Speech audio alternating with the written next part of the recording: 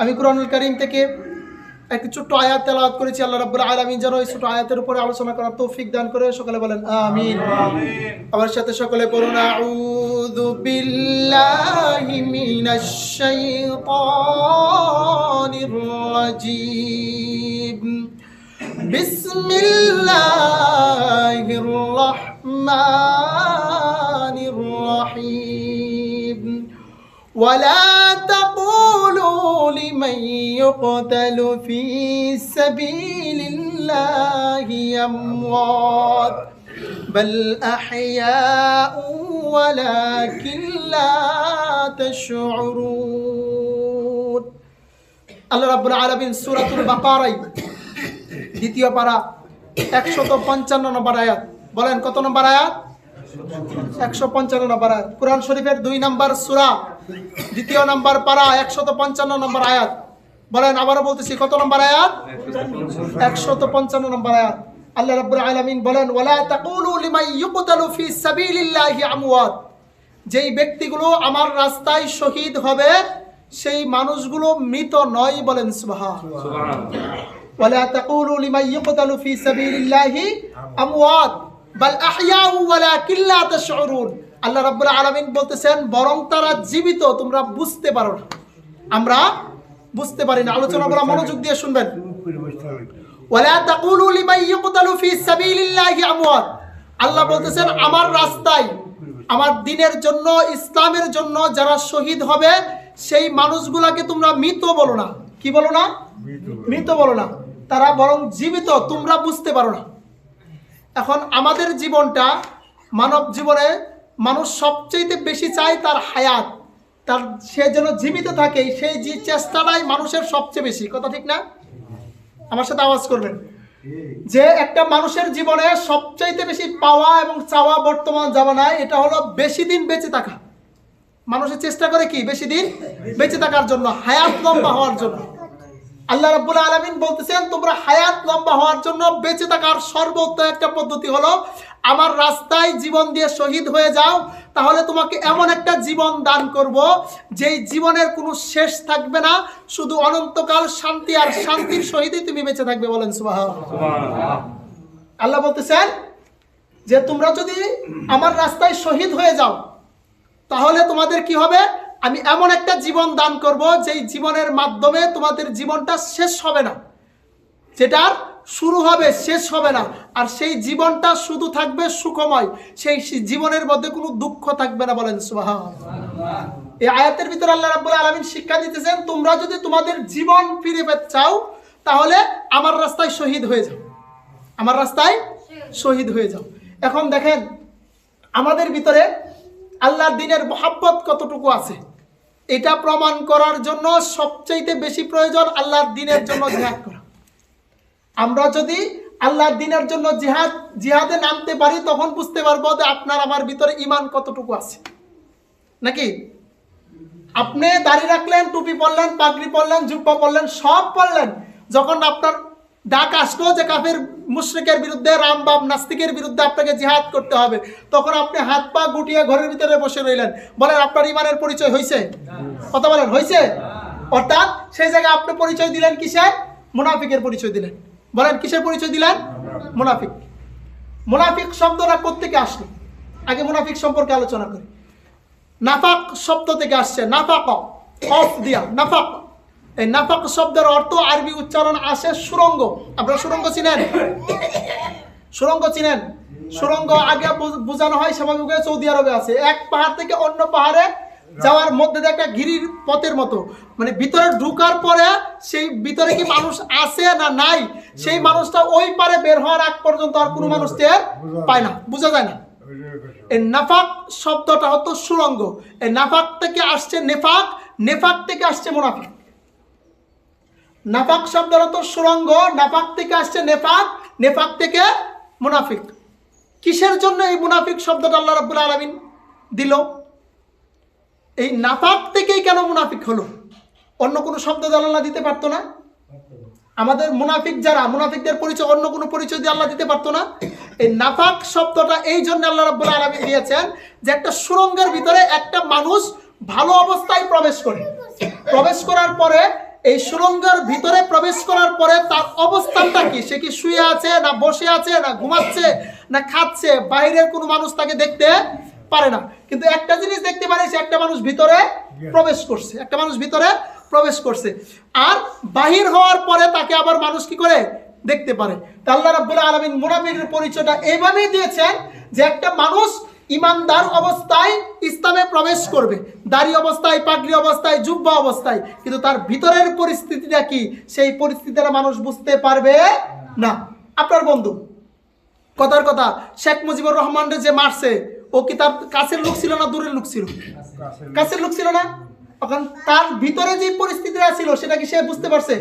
ইন্দিরা ভারতের আরো বিভিন্ন প্রধানমন্ত্রীকে মারছে, ও তার পাশের লোকেরাই কিন্তু মারছে, পাশের লোকেরা মারছে না, কিন্তু সে কিন্তু সুন্দর একটা আকৃতিতে বন্ধুরূপে কিন্তু তার কাছে মিলছিল নাকি, তার কাছে ছিল বন্ধুরূপে, অর্থাৎ তার সুরতটা ছিল ভিতরে ঢোকার মতো, তাকে সুন্দরভাবে দেখা যায়, কিন্তু তার ভিতরে যে পরিস্থিতিটা, সেই পরিস্থিতিটা আর সেটা বুঝতে পারে নাই। অর্থাৎ নাফাক শব্দটা আল্লাহ রাব্বুল আলামিন এই জন্য নিয়েছে, একটা মানুষ সুরতের দিক থেকে, আকৃতির দিক থেকে ইমানদার বোঝা যায়, টুপি আছে, দাড়ি আছে, জুব্বা আছে, সব আছে, তাকে ইমানদারই দেখা যায়, কিন্তু সে যখন ইসলামের ভিতরে প্রবেশ করে, ভিতরে কি হালত তার আছে সেটা মানুষ বুঝতে পারে না। যখন সে ব্যক্তিটা ভিতরে অবস্থায়ও ভালো থাকে, ভালো অবস্থা থেকে সে সরে যায়, উপরে দরবেশি দেখায় এবং ভিতরে তার দরবেশিটা ছুটে যায়, তখন সেই ব্যক্তিরা যখন সামনের দিকে আবার বের হয়ে যায়, অর্থাৎ দুনিয়া থেকে বিদায় হয়ে যায়, সেই ব্যক্তিটা কাফের অবস্থায় দুনিয়া থেকে জাহান্নামের সার্টিফিকেট নিয়ে দুনিয়াতে বের হয়ে যায়। বলেন নাউজুবিল্লাহ। বুঝতে পারছেন? অর্থাৎ আপনি দরবেশি সুরতে ইসলামে প্রবেশ করলেন, কাফের অবস্থায় ভিতরে রয়ে গেলেন, মুনাফিকের হালতে, বের হয়ে গেলেন কাফেরের হালতে। বুঝতে পারছেন?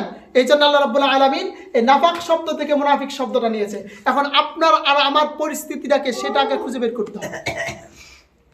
আল্লাহ রাব্বুল আলামিন এই জন্যই বলেছেন, ওয়ালা তাকুলু লিমান ইউকতালু ফি সাবিলিল্লাহি আমওয়াত বাল আহইয়াউ ওয়ালাকিন লা তাশউরুন। যেই ব্যক্তিটা আমার রাস্তায় শহীদ হবে, সেই ব্যক্তিটা মৃত নয়, সেই ব্যক্তিটা জীবিত, কিন্তু তোমরা বুঝতে পারো না। যদি আমাদের জীবনটা পরিপূর্ণভাবে সাজাইতে চাই, আমরা যদি আমাদের মুনাফিকের সুরতটা থেকে আমাদের জীবনটাকে বের করে ইমানদারের হালতে রাখতে চাই, তাহলে যখন কোনো রাম বাম নাস্তিক আমার রসুলের শানে, আমার কোরআন নিয়ে, আমার ইসলাম নিয়ে যখন কথা বলবে, তখন আপনাকে আমাকে একটাই কথা হবে, তখন প্রতিবাদ করতে হবে। আপনাকে আমাকে কি করতে হবে? প্রতিবাদ করতে হবে। প্রতিবাদটা কিভাবে হবে? এটা কাফের মুশরিকের প্রতিবাদটা কিভাবে হবে, এটা রাসূলুল্লাহ সাল্লাল্লাহু আলাইহি ওয়াসাল্লাম হাদিসের মাধ্যমে মানব জাতিকে শিখিয়ে দিয়েছেন। আবু দাউদের হাদিস, রাসূলুল্লাহ সাল্লাল্লাহু আলাইহি ওয়াসাল্লাম ঘোষণা করেন, জাহিদুল মুশরিকিনা বিআমওয়ালিকুম ওয়া আনফুসিকুম ওয়া আলসিনাতিকুম। রাসূলুল্লাহ সাল্লাল্লাহু আলাইহি ওয়াসাল্লাম বলেন, দুনিয়ার মানুষ শোনো, জাহিদুল মুশরিকিনা, তোমরা কাফেরদের বিপক্ষে জিহাদ করো। বলেন কি করো? বলেন কাফেরদের বিপক্ষে কি করো? জিহাদ করো। জাহিদুল মুশরিকিনা, আল্লাহ রসুল আদেশ করছেন, যে মানবতার মুক্তির দূত, যিনি সর্বশ্রেষ্ঠ রসুল, যিনি সর্বশ্রেষ্ঠ মানব, সবচাইতে ভালো মানুষ, যিনি সারা জীবনে কোনোদিন কোনো মানুষের শরীরে একটা টুকা পর্যন্ত দেন নাই, কোনো মানুষকে কষ্ট পাবে এরকম কোনো কথা কোনো মানুষকে বলেন নাই, সেই রসুল বলতেছেন, জাহিদুল মুশরিকিনা, তোমরা মুশরিকদের সাথে জিহাদ করো। যেই রসুল কোনোদিন অন্যদেরকে মুখের দ্বারাও কোনোদিন দুঃখ দেয় নাই, কষ্ট দেয় নাই, সেই রসুল বলতেছে জিহাদ করো। কিসের জন্য জিহাদ করার জন্য বলেছেন? তারা যখন সীমা লঙ্ঘন করবে, আল্লাহর দ্বীনের প্রতি আঘাত করবে, তখন রাসূলুল্লাহ বলছেন তাদের বিরুদ্ধে জিহাদ করো। আমরা যদি সমস্ত মুশরিকদের বিরুদ্ধে জিহাদ করি, বলেন এই বাংলাদেশে অল্প কিছু হিন্দু, একটা হিন্দু বাংলাদেশে থাকতে পারতো?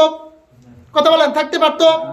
একটা উদাহরণ দিয়েছিলাম, মনে করেন এই যে আপনাদের ভাটপাড়ার আকুইন সব কোন এক জায়গায় করেন, কয়টা হিন্দু হবে? 100,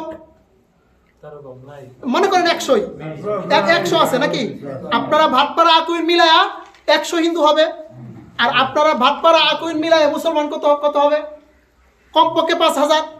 এগুলারে যদি আমরা ধরি, ও থাকবো, ওর অস্তিত্ব খুঁজে পাওয়া যাবে? কিন্তু তাদের প্রতি আমরা দয়া কিসের জন্য দেখাচ্ছি? তারা আমাদের প্রতি জুলুম করে নাই, এই জন্য তাদের প্রতি আমরা দয়া দেখাচ্ছি। অর্থাৎ দয়াটা ততটুকু পর্যন্ত থাকবে যতক্ষণ পর্যন্ত আমার রসুল নিয়ে, আমার কোরআন নিয়ে, আমার ইসলাম নিয়ে যতক্ষণ পর্যন্ত তারা কথা বলবে না, ততক্ষণ পর্যন্ত তারা আমাদের কাছে নিরাপদ থাকবে। যখনই আল্লাহ, তার রসুল, আমার কোরআন, আমার ইসলামের বিপক্ষে তারা অবস্থান গ্রহণ করবে, তারা 1000 কেন, তারা যদি আমাদের মুসলমান 500 থাকার পরে তারা যদি 5000ও থাকে, তখন মুসলমানদের কর্তব্য হবে তাদের উপর ঝাঁপিয়ে পড়া। ঠিক না? ঠিক। অর্থাৎ আমাদের মূল কর্তব্য কোনটা? আমাদের মূল কর্তব্য আল্লাহর রাস্তায় জিহাদ করা। আল্লাহর রাস্তায় জিহাদ তখনই করব যখন কোনো কাফের, মুশরিক, রাম, বাম, নাস্তিক আমার কোরআনের বিপক্ষে, আমার ইসলামের বিপক্ষে কথা বলে। আমরা দেখেন, ভারতের এক হিন্দু কিছুদিন আগে রসুল্লাহর বিপক্ষে, রসুল্লাহ শানের বিপক্ষে কথা বলছে। আমরা মুসলমান আন্দোলন করছি, কিন্তু কোনো হিন্দুর গায়ে এই পর্যন্ত আঘাত তুলি নাই। আমরা কোনো সাধারণ হিন্দুর শৈলে আঘাত আমরা করি নাই। এখন দেখেন ইসকন, আপনারা অনেকে জানেন, নতুন আরেক বেয়াদব ইসকন, অর্থাৎ হিন্দুদের একটা সংগঠনের নাম হলো ইসকন। না, মুসলমানের ভিতরে অনেক সংগঠন আছে না, হেফাজতে ইসলাম, জামাতে ইসলাম, এরকম মুসলমানের ভিতরে অনেক গ্রুপ আছে নাকি? এই গ্রুপের ভিতরে, হিন্দুদের ভিতরে একটা স্বৈরাচারী বদমাইশ, মানে জালিম একটা গ্রুপের নাম হলো ইসকন। এটা আজকে থেকে না, ভারতীয় মুসলমানদের প্রতি সবচেয়ে বেশি অত্যাচার যে হিন্দুরা করে, সেই গ্রুপটার নাম হলো ইসকন। ইসকনটাই মুসলমানদের প্রতি সবচেয়ে বেশি অত্যাচার করে। দেখেন, আজকে 95% মুসলমানের দেশ বাংলাদেশ। কয় পার্সেন্ট?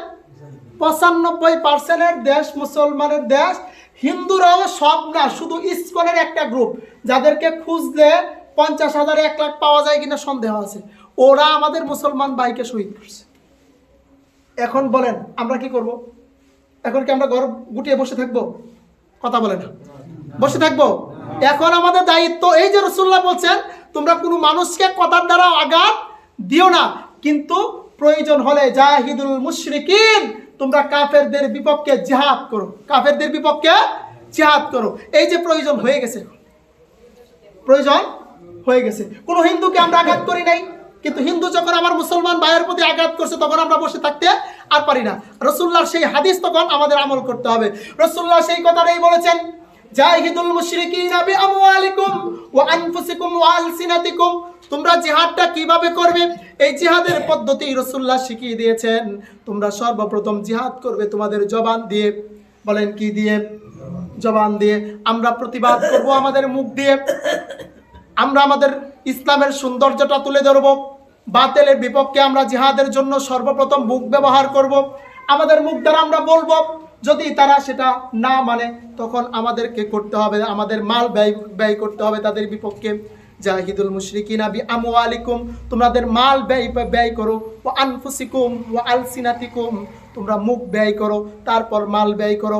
যদি তাও না হয়, তোমাদের জীবন দেয়া হলো আল্লাহর দ্বীনের জন্য, জিহাদ করো। বলেন সুবহানাল্লাহ। আল্লাহ রাসূল শিখিয়ে দিয়েছেন তোমরা কিভাবে জিহাদ করবা, প্রত্যেকটা পদ্ধতি।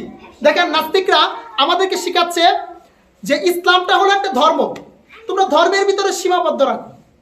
কিন্তু কোনো ব্যক্তি যদি শুধু ইসলামকে ধর্মের ভিতরে সীমাবদ্ধ রাখে, তখন সেই ইসলামটার প্রতি অবমাননা করা হয়, ইসলামটাকে ছোট করে দেওয়া হয়।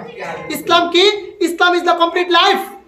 ইসলাম হলো একটা পরিপূর্ণ জীবন ব্যবস্থা। বলেন সুবহানাল্লাহ। এই ইসলামটা জীবন ব্যবস্থা শুধু মুসলমানদের জন্য, এই ইসলামটা আদর্শ একটা খ্রিস্টানের জন্য, এই ইসলামটা আদর্শ একটা ইহুদির জন্য, এই ইসলামটা আদর্শ একটা খ্রিস্টানের জন্য, এই ইসলামটা একটা আদর্শ একটা হিন্দুর জন্য, এই ইসলামটা আদর্শ মুসলমানের জন্য। বলেন সুবহানাল্লাহ। এই আদর্শটা, ইসলামের যে আদর্শটা আমরা লালন করতেছি, এই ইসলামের আদর্শটা যদি আমরা আদর্শবান হই, ইমানদার যারা, তারা দুনিয়াতেও উপকৃত হব এবং আখিরাতেও উপকৃত হব।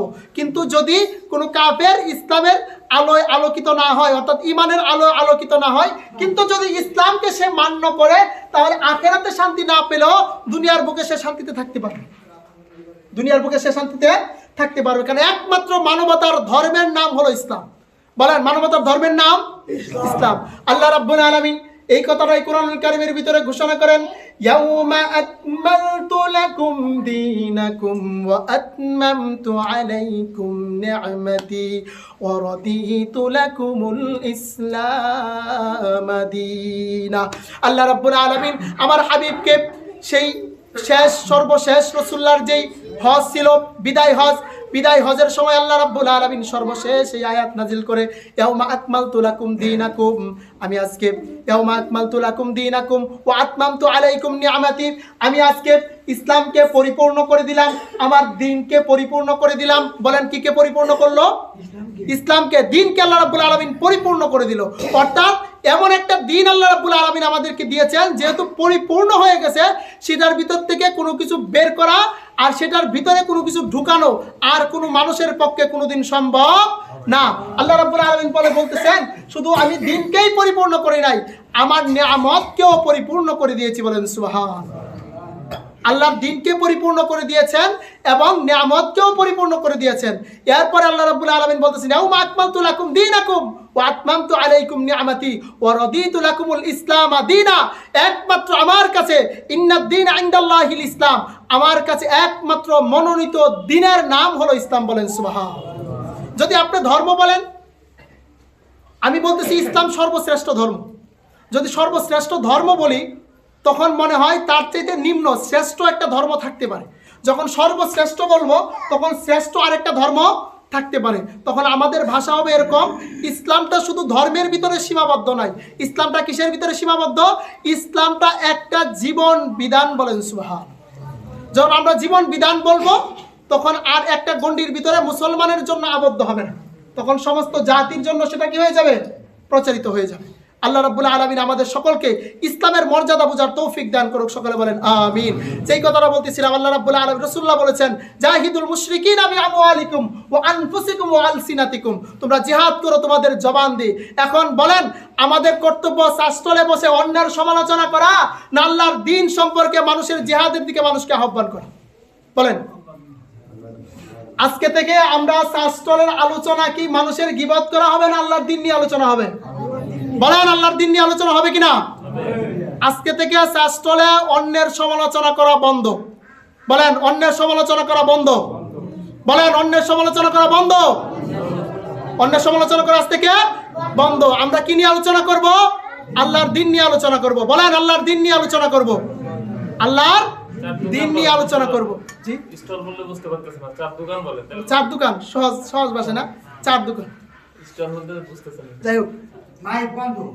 জি, রাখা বন্ধ। তা আমরা এই চার দোকানগুলোতে আল্লাহর দ্বীন নিয়ে আলোচনা করব। ঠিক আছে? আমরা যদি ইসলামের ভিতরেই সীমাবদ্ধ হই, যদি ইসলামটা কমপ্লিট লাইফ হয় আমাদের, তাহলে চার দোকানে যে টিভিগুলো আছে টিভিগুলো আজকে থেকে বন্ধ করে দিতে হবে। দোকানদার বন্ধ করবে না, আপনি আর আমি বন্ধ করব। আপনি আর আমি সবাই মিলে যদি বলি দোকানটা টিভি বন্ধ করে দাও, ও দোকানদার বন্ধ করতে বাধ্য। বন্ধ করতে বাধ্য না? আমি যদি বলি তোমার দোকানে টিভি বন্ধ না করলে আমি তোমার দোকানে চা খাবো না, দেখি দোকানদার কতদিন চালায় রাখতে পারে। এই জন্য আমাদের জিহাদটা আমাদের ভিতর থেকে শুরু করতে হবে। আমাদের ভিতর থেকে শুরু করতে হবে। যদি আমাদের ভিতর থেকে আমাদের ইসলামটা আমরা প্রচার করতে পারি, তখন বাতিলের সাথে জিহাদ করতে পারবো। আমরা নিজেরাই তো নিজেদের সাথে জিহাদ করতে পারতেছি না। আমরা নিজেরাই নিজেদের সাথে জিহাদ করতে পারতেছি না, তা আমরা বাতিলের সাথে জিহাদ করবো কিভাবে? এই জন্য আমাদের সর্বপ্রথম আমাদের নিজেদেরকে জিহাদের ভিতরে সমবেত করতে হবে। এই জন্য আসুন, রাসূলুল্লাহর সর্বপ্রথম যে আদেশ, তোমরা জিহাদ করো তোমাদের মুখ দ্বারা, যদি তা না হয় তাহলে আমাদেরকে মাল ব্যয় করতে হবে। বলেন কি ব্যয় করতে হবে? মাল ব্যয় করতে হবে। রাসূলুল্লাহ হাদিসে বলেছেন যে কিয়ামতের পূর্ব মুহূর্তে পাথরগুলা ইহুদিদের বিপক্ষে কথা বলবে।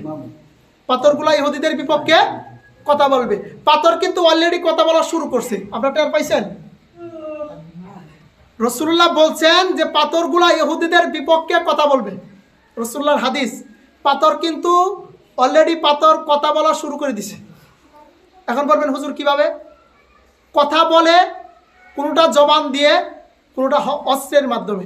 পাথর এখন কথা বলা শুরু করছে অস্ত্রের মাধ্যমে। কিসের মাধ্যমে? তারা যখন গুলি ছড়ে, মুসলমান পাথর ছড়ে। কিসের ভাষায় কথা বলতেছে? পাথর এখন কথা বলতেছে অস্ত্রের ভাষায়। বলেন কিসের ভাষায়? অস্ত্রের ভাষায়। আর কিছুদিন পরে কিয়ামতের আগ মুহূর্তে কথা বলবে জবানের ভাষায়। বুঝতে পারছেন? অর্থাৎ এই যে মুসলমানরা অধপতন হচ্ছে, একটা ভাষা রাসূলুল্লাহ বলছেন তারা কথা বলবে, কথা বলা শুরু হয়েছে। কিসের ভাষায়? আবার বলতেছি কিসের ভাষায়? অস্ত্রের ভাষায়। কিসের ভাষায়? অস্ত্রের ভাষায়। 2 নাম্বার, তারা মুখ দ্বারা কথা বলবে। এখন আমাদের দায়িত্ব সর্বপ্রথম হলো আমরা কথা বলবো মুখ দিয়ে। প্রথম কি দিয়ে কথা বলবো? মুখ দিয়ে। 2 নাম্বার কথা বলবো মাল দিয়ে। এই মাল দিয়ে কথা বলতে গেলে আমাদের অস্ত্রের প্রয়োজন। অস্ত্রের প্রয়োজন না? এই অস্ত্রটা কিনতে গেলে আমাদের মালের প্রয়োজন পড়বে। মালের প্রয়োজন করবে। আমাদের জিহাদের অংশ কয়টা গেল? 2টা। বলেন জিহাদের অংশ কয়টা গেল? 2টা।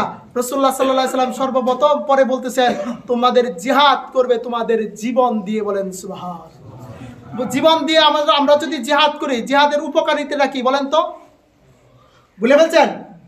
একটু আগে কোরআন থেকে বললাম, কোনো ব্যক্তি যদি সেই ব্যক্তিটা আল্লাহর দ্বীনের জন্য জিহাদ করে, সে এমন একটা জীবন সে পাবে যে জীবনের মধ্যে কোনো মৃত্যু থাকবে না, আর সেই জীবনটা শুধু অনন্তকাল শান্তি আর শান্তির ভিতরেই থাকবে। বলেন সুবহানাল্লাহ।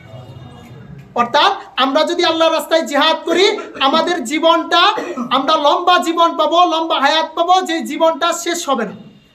এই জন্য আমাদেরকে জিহাদ করতে হবে আল্লাহর দ্বীনের জন্য, কথা দিয়া, বুদ্ধি দিয়া, শ্রম দিয়া, মাল দিয়ে, আমাদের সর্বশেষ জীবন দিয়া হলেও আল্লাহর দ্বীনের জন্য আমাদেরকে কথা বলতে হবে। ঠিক কিনা বলে? এখন আমরা কথা বলবো। যদি আমরা কথা বলি তাহলেই বাতিলের সামনে দাঁড়িয়ে হুঙ্কার দিয়ে কথা বলতে হবে না? আমরা কখন কথা বলবো? এই যে বললাম না, কোনো ইহুদি খ্রিস্টান তাদের উপরে ততক্ষণ পর্যন্ত আমরা আঘাত করব না যতক্ষণ পর্যন্ত তারা আমাদের ইসলাম নিয়ে, আমাদের কোরআন নিয়ে, আমাদের রসুল নিয়ে কথা বলবে না। আর যখনই আমাদের বিপক্ষে কথা বলবে তখন আমরা তাদের উপরে ঝাঁপিয়ে পড়ব। তারা ইসকনে আসছে আমাদের সাথে জিহাদ করার জন্য, তারা হুঙ্কার দিতেছে যে আসো, সাহস থাকলে। আমাদের ভাষাও সেই জায়গায় সেরকম থাকবে। তোমরা যদি গৌর গোবিন্দের ভাষায়, গৌর গোবিন্দের ভূমিকায় যদি তোমরা মাঠে আসো, আমরা শাহজালালের তরবারি নিয়ে মাঠে আসবো। শাহজালাল রহমাতুল্লাহ আলাইহি যেরকম তসবিহ হাতে নিয়ে বাংলায় এসেছিলেন, সেরকম বাম হাতে তরবারি নিয়ে এসেছিলেন। আমাদের যদি প্রয়োজন হয়, এক হাতে তসবিহ আর এক হাতে তরবারি নিয়ে ইনশাল্লাহ মাঠে যাব। ইনশাল্লাহ। প্রস্তুত আছেন না সবাই? বলেন কে কে প্রস্তুত আছেন? আল্লাহ রাব্বুল আলামিন আমাদের সকলকে তার দ্বীনের মুজাহিদ হিসেবে কবুল করুক। বলেন আমিন। আমাদেরকে যেন শহীদ হিসেবে কবুল করে। বলেন আমিন। রাসূলুল্লাহ সাল্লাল্লাহু আলাইহি ওয়াসাল্লাম হাদিসে পাক ইরশাদ করেন, কোন ব্যক্তি যদি তার অন্তরের ভিতরে জিহাদের তামান্না অন্তরে লালন করে, সে জিহাদে যায় নাই, শুধু অন্তরে ধারণ করতেছে আমি আল্লাহর রাস্তায় শহীদ হব, আল্লাহর রাস্তায় জিহাদ করব। আমার রাসূল মুসলিমের হাদিসে ঘোষণা করেন, ও দুনিয়ার মানুষ শোনো, সেই ব্যক্তিটা একমাত্র জিহাদের তামান্না অন্তরে রাখার কারণে, সেই ব্যক্তিটা জিহাদে না যাওয়ার পরেও, সেই ব্যক্তিটা যদি বিছানায় পড়েও দুনিয়া থেকে বিদায় হয়ে যায়, সেই ব্যক্তিটা যুদ্ধ করে শহীদের মর্যাদায় আল্লাহ রাব্বুল আলামিন তাকে মর্যাদাশীল বানিয়ে দিবে। অর্থাৎ রাসূলুল্লাহ বলতেছেন, কোন ব্যক্তি তার অন্তরের ভিতরে ধারণা আছে যে আমি আল্লাহর রাস্তায় জিহাদ করব, আল্লাহর রাস্তায় জিহাদ করব, কিন্তু সে জিহাদের কোনো পন্থা বা জিহাদের কোনো সময় সে পায় নাই, খালি অন্তরের ভিতরে ধারণা করছে যে আমি জিহাদ করব, আল্লাহর রাস্তায় শহীদ হব। রাসূলুল্লাহ বলতেছেন, সেই ধারণাটার কারণে সেই ব্যক্তিটা জিহাদ না করেও যদি বিছানায় পড়েও মারা যায়, যেই ব্যক্তিটা যুদ্ধ করতে করতে তীরের আঘাত, এই যে বর্তমানে গুলির আঘাত, বিভিন্ন আঘাত পেয়ে যে ব্যক্তিরা শহীদ হয়ে যায়, সেই ব্যক্তির মর্যাদা যতটুকু হবে, সেই ব্যক্তির যদি হাসপাতালে ভেটে পড়ে, সেই ব্যক্তিরা যদি তার বিছানায় পড়েও মারা যায়, আল্লাহ রাব্বুল আলামিন সেই ব্যক্তিটাকেও একমাত্র নিয়াতের বরকতে তাকে শহীদের মর্যাদা দান করবে। বলেন সুবহানাল্লাহ। আল্লাহ রাব্বুল আলামিন আমাদের সকলকে শহীদের মর্যাদাশীল করে আল্লাহ যেন আমাদের তার দ্বীনের রাস্তায় মুজাহিদ বানিয়ে, শহীদ বানিয়ে যেন তার রাস্তায় নিয়ে যায়। আল্লাহ রাব্বুল আলামিন আমাদের সকলকে তৌফিক দান করুক। সকলে বলেন আমিন। ওয়া আখিরু দাওয়ানা আলহামদুলিল্লাহি রাব্বিল আলামিন। আসসালামু আলাইকুম ওয়া রাহমাতুল্লাহ।